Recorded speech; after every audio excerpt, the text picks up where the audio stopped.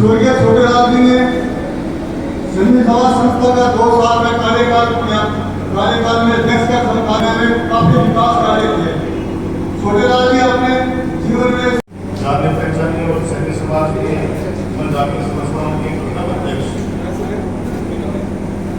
जिनका मेरे पे बहुत ही आशीर्वाद रहा। शुरुआती दौर में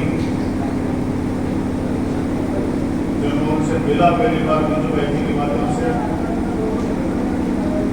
तो उनका आशीर्वाद दिया, उन्होंने उनका मेरा हौसला बढ़ाया। ऐसे व्यक्तित्व की आज हम सब लोग पुण्यतिथि मनाने जा रहे हैं। महाराष्ट्र के सानिध्य में सीताराम महाराज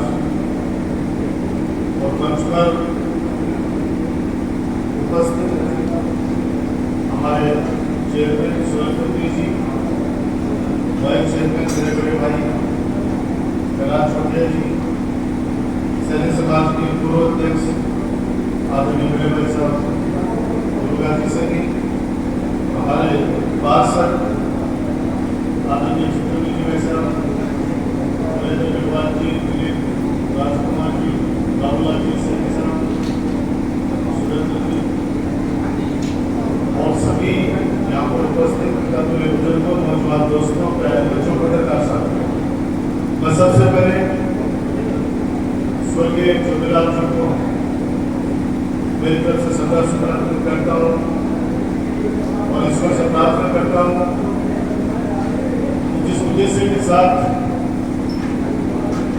सैन्य समाज में उनको अध्यक्ष बनाया और उन्होंने शुरुआत की समाज को कैसे आगे लेके जाना है, समाज में जो ज्ञान होगी और कैसे समाज को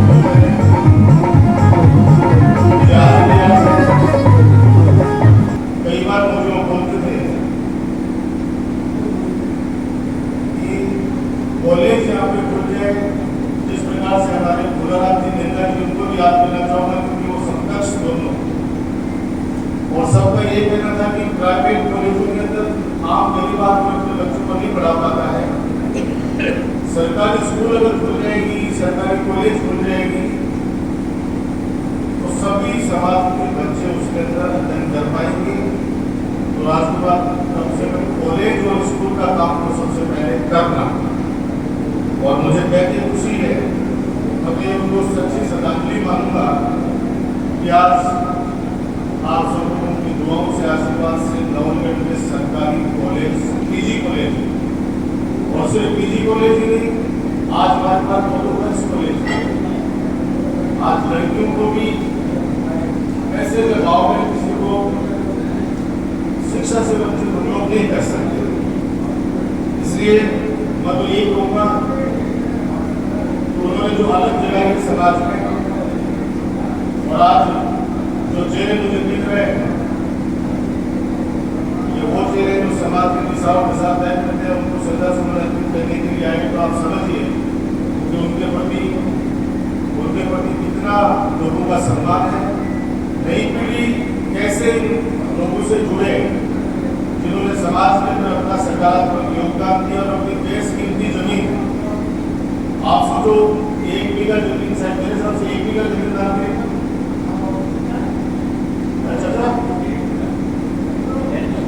हाँ, तो उस समय ये चीजें होती नहीं थी।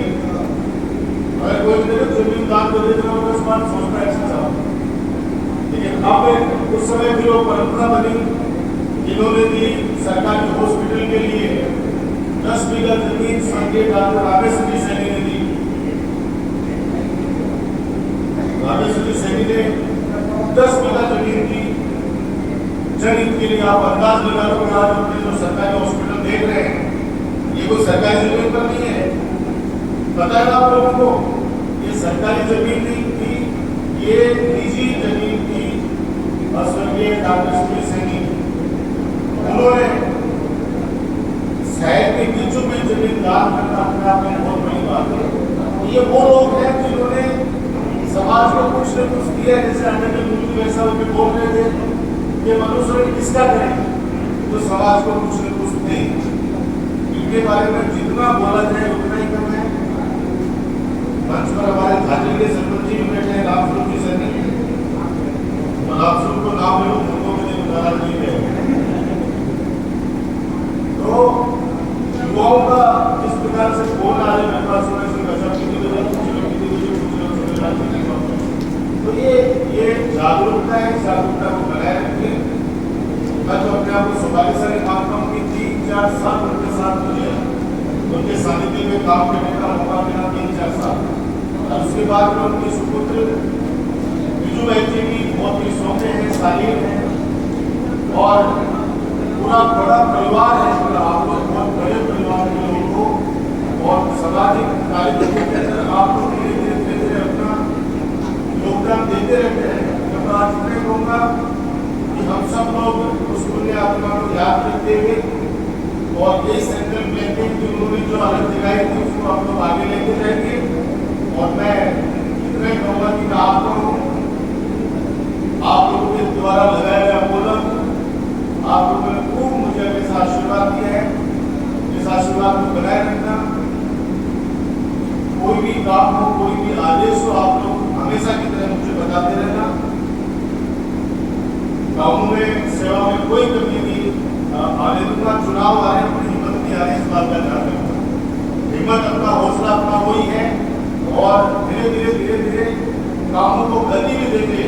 जो काम अपने राजस्थान के लोकप्रिय मुख्यमंत्री जी अशोक गहलोत जी के कार्यकाल में जो काम अपने नव उत्तर प्रदेश स्वीकृत कराए थे उन कामों को जितना कोई भी कोशिश करेंगे उन कामों को रोका जाए।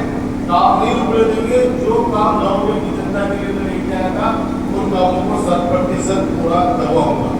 यही बात कहते हुए मैं सभी आयोजकों को और इस राज्य सभा का आयोजन किया मैं मेरी तरफ से भी बहुत बहुत धन्यवाद देना चाहता हूँ कि उनको याद करना, युवा पीढ़ी को दिशा निर्देश देना है ताकि युवा पीढ़ी कुछ सीख सके। धन्यवाद। जय हिंद। राम राम। कि किस तरीके से उन्होंने समाज सेवा के लिए प्रेरक के रूप में छोटे भाई बंगा राजकुमार जी, बाबूजी, जोटिया जी, रोजारी साहब, सरपंच राजकुमार जी और जो अभी तक संचालन कर रहे थे मेरे बड़े भाई परम आदरणीय उन्हें भी सबसे ज्यादा धन्यवाद उनको दूंगा जो संचालन करता है। उसकी देख रेख में जो काम होता है और वो सुचारू रूप से लास्ट तक चला जाता है तो एक जोरदार तालियां आप बजाएं।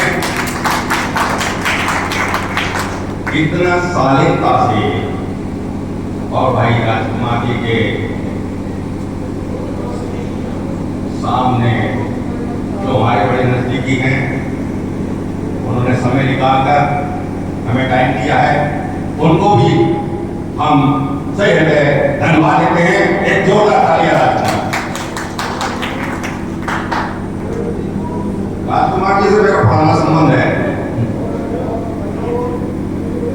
और मेरे काम भी बड़े उन्होंने किए हैं। मैं व्यक्तिगत काम के लिए कभी नहीं गया, लेकिन हमारे स्कूल का, हमारी सड़क का एकमात्र आदमी मैंने कहा और उन्होंने स्वीकार किया तो आज पूरा सैनी नगर की तरफ से जोरदार तालियां राजकुमार जी।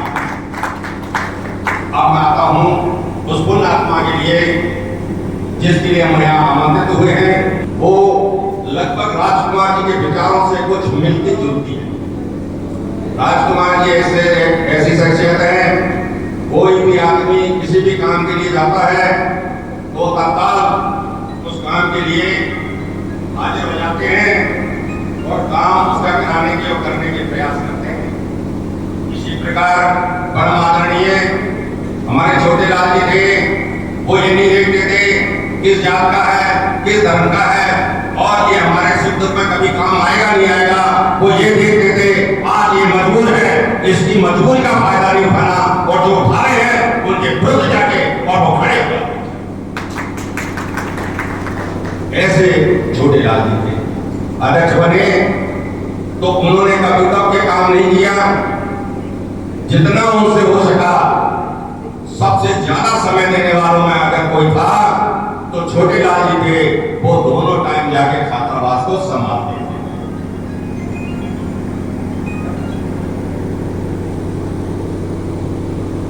छोटे लाल जी भाई राजकुमार जी भी रहे, उनके साथ मेरे परम आदरणीय मेरे मित्र हैं। अब मैं पंच रह गया, वो सरपंच बन गए, ये तो अपने अपने भाग्य की बात है। लेकिन सरपंच रहते उन्होंने सबको साथ लेके काम किया है। इसी प्रकार छोटे लाल जी ने ना गरीब देखा ना अमीर देखा। आपको मेरे परिवार संबंधित ना करके एक सार्वजनिक बात बताऊंगा कि एक बार छोटे लाल जी बीमार हुए और राजकुमार जी उनके घर उन्हें देखने के लिए, मुझे अच्छी तरीके से याद है। उस समय लाइट गई हुई थी और उन्हें बारीक एक नम्र संवेदन किया, क्योंकि ठंड गर्मी तो भाई राजकुमार जी को भी लगी रही थी। उन्होंने कहा भाई साहब देख लो, तो तीसरे दिन उनकी समस्या का समाधान हुआ। जैसे ये समाधान करते हैं उसी प्रकार समाधान छोटे लाल जी किया। परिवार के प्रति उनका बड़ा लगाव था। वो आदमी को तहे दिल से चाहते थे और चाहते नहीं थे, बल्कि उनसे जितना भी होता था वो सहयोग भी करते थे। आज कोई कहे सहयोग अन्य कई प्रकारों का होता है, जिस स्थिति में थे उस स्थिति में उनको हमेशा खड़ा पाया गया। मैं ज्यादा ना बोलते हुए, क्योंकि ये पुण्यतिथि का काम है, यहाँ पे गुणगान करने की आवश्यकता भी ज्यादा नहीं है। नहीं तो भाई साहब राजकुमार जी नाराज होंगे, ये तो गुणगान करने लगा है इस सभा को। तो मैं पुनः आप सबको धन्यवाद देता हूँ कि आप आए और इस कार्यक्रम को सफल बनाया। और मंच के यहाँ बैठे हुए सभी परम आदरणीय मेरे बड़े छोटे सभी को उन्हें धन्यवाद दूंगा कि आगे आपने जो हमें गौरवित किया, आगे भी इसी प्रकार हम करते रहेंगे। जय भारत, जय हिंद।